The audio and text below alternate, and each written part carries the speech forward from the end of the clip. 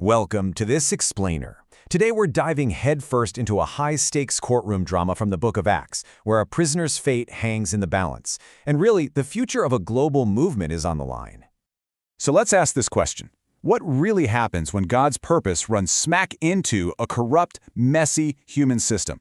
We're going to find out by exploring the story of the Apostle Paul, a man caught between his vengeful enemies and a judge who's just playing politics. You'll see how a divine plan can unfold in the most unlikely ways. Okay, so let's set the scene. Paul has already been stuck in prison for 2 whole years. The old governor is out, and a new one, Porcius Festus, has just arrived in Judea, eager to make his mark. And Paul's enemies, they waste zero time. You'd think after 2 years they might have moved on, but nope, their hatred is as strong as ever. And get this, they don't ask for justice. The Bible says they ask for a favor. They're literally asking the new governor to help them set up a murderous ambush on the road to Jerusalem. But Festus says no. Maybe he was just a stickler for the rules, or maybe something about their request felt a little fishy.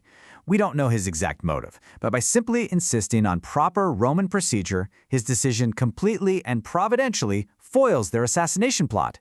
It's an amazing look at how God can work through the everyday decisions of people in power. All right, so the action moves to the trial in Caesarea. Paul is brought before the judgment seat, and it becomes very clear very quickly that this isn't about finding the truth. The accusers get up and they just start throwing everything at the wall.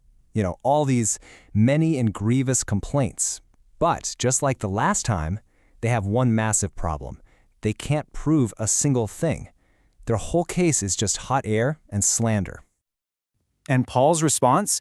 It's just brilliant in how simple and direct it is.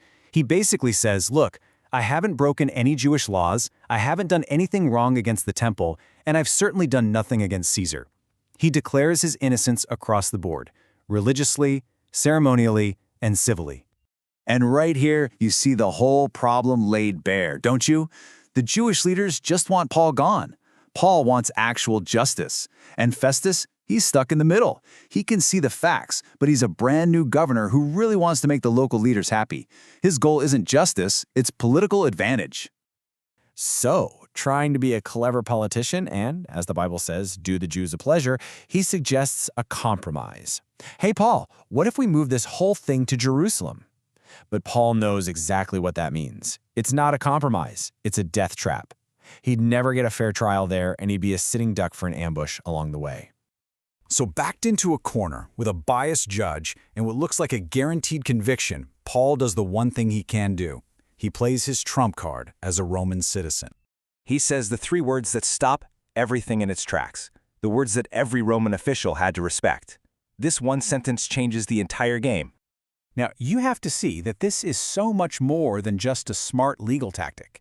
This appeal is the very mechanism God is using to fulfill his promise that Paul would testify in Rome. He's not just appealing to Emperor Nero, he's stepping right into God's sovereign plan.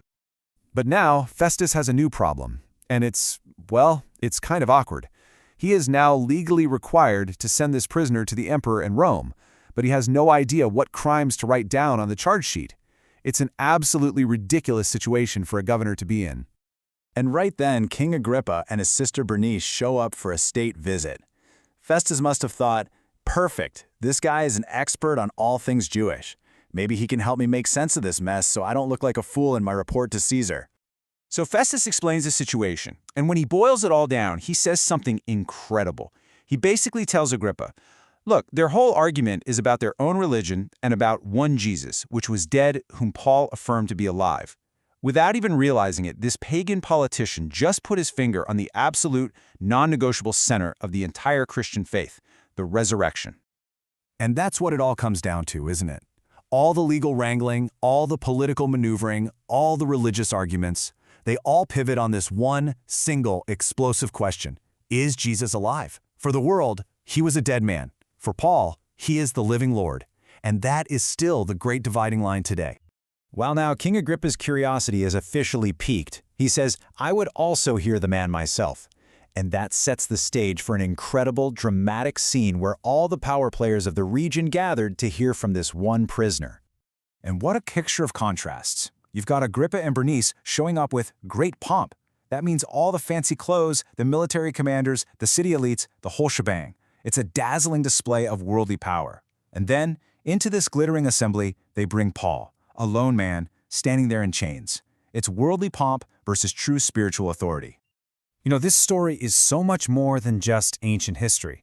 It's really a masterclass in how God's unstoppable purpose can move forward even in the middle of injustice, political games, and total chaos.